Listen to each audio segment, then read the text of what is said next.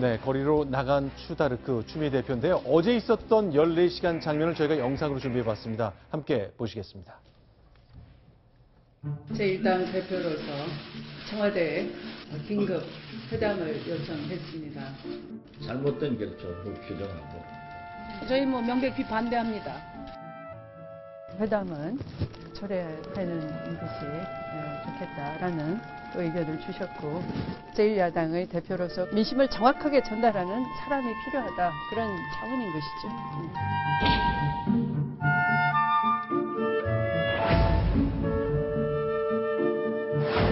어떻게 이렇게 똑같은 제1야당 대표와 대통령이 있는가. 이 나라는 참 불행하다.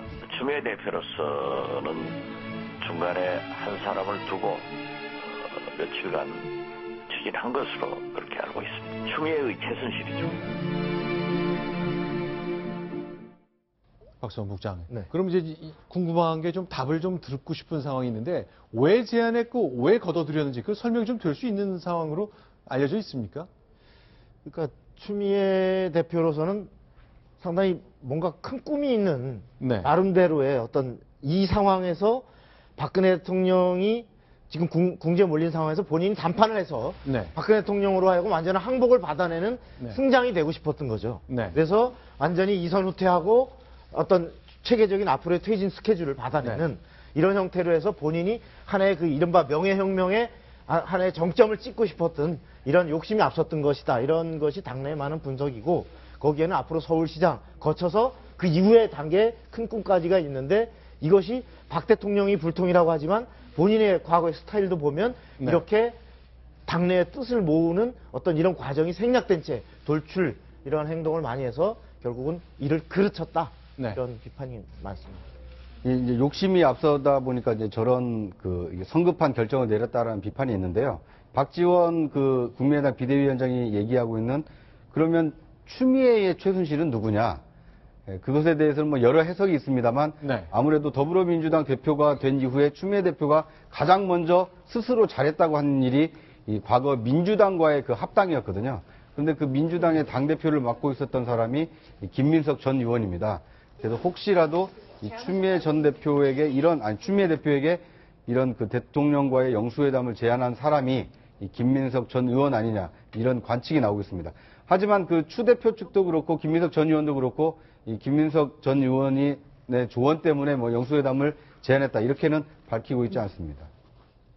자, 김민석 전 의원은 이제 특보단장이니까 이 역할 뭐 할 수도 있겠습니다만, 어쨌건 이것 때문에 어떤 일이 있었는지, 뭐 결국 문재인 대표는 전혀 상관없는 일이라고 잘라 말했죠. 네, 뭐 그렇게 얘기를 했는데, 그러니까 네. 이 문제는 저는 이렇게 봅니다. 그러니까 추미애 대표가 사실 김민석 전 의원과 그 협의해서 영수회담을 전 추진할 수도 있다고 생각합니다. 문제는 뭐냐면 의원총회라고 하는 것을 통해서 청와대가 약속을 잡고 시간 딱 공표를 했는데 그거를 뒤집는 것이 오히려 더 문제다. 오히려 그런 의원총회를 개최할 게 아니라 사실은 이것은 내가 책임지겠다라고 자기가 책임을 지고 청와대 영수회담을 통해서 뭔가 성과를 만들어내려고 하는 리더십을 보여주지 못한 것, 오히려 저는 그것을 지적해야 된다. 저는 그렇게 생각합니다.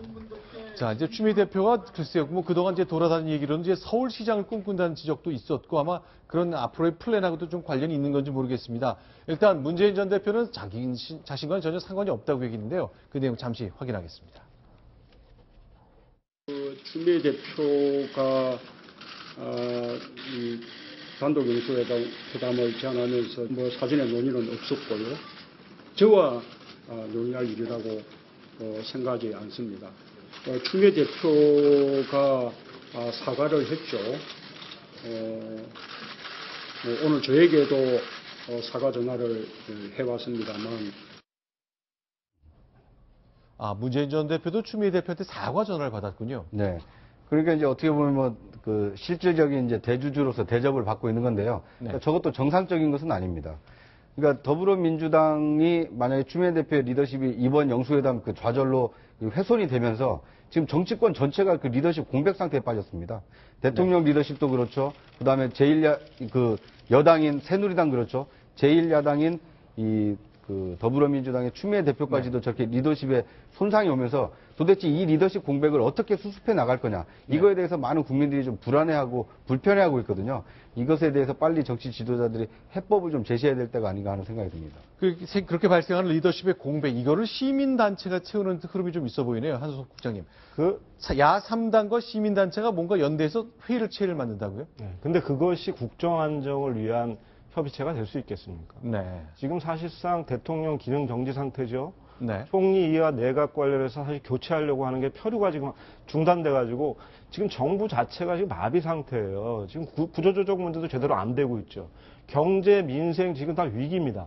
안보도 지금 위기라고 얘기를 하고 결국 정부가 돌아가도록 하는 역할은 국회가 해야 되고 그 국회에서 야당의 역할이 매우 중요합니다. 그러니까 네. 그런 측면에서는 빨리 그 국회 내에서 국정을 조금이라도 돌려가도록 네. 대통령에 대한 퇴진 요구나 탄핵이나 비판은 그것들을 하더라도 국가가 정부가 정상적으로 돌아가기 위한 실질적 노력에 책임을 야당이 질 때 오히려 그것이 내년 대선에 더 유리하다. 저는 그렇게 생각합니다.